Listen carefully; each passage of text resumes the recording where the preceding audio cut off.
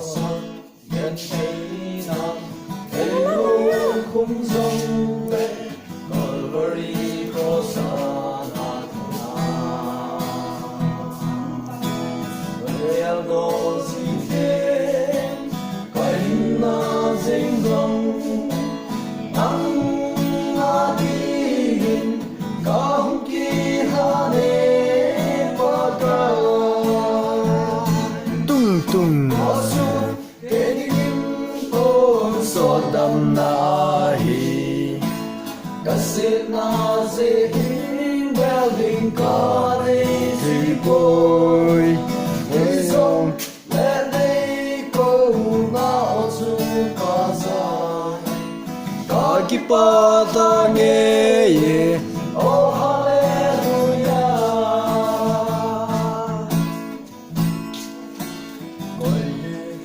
le vango lo dia ki gel chu oi pu lui chen ta là hen coi thu đơn mà Hospodin hung hăng nôm na vang hùng bốn cái van công khổ là chung có su kinh tôn so đam na hi kasit na zin del ding ka nei si boy hi dòng lẽ này cô nó chu ca dài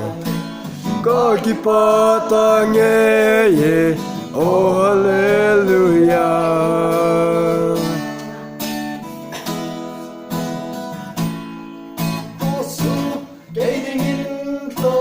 so đam na hi Kasit na zin bel ding ka nei si boy Isong le nei ko na chu ka sai Ka ki pa ta nghe ye oh hallelujah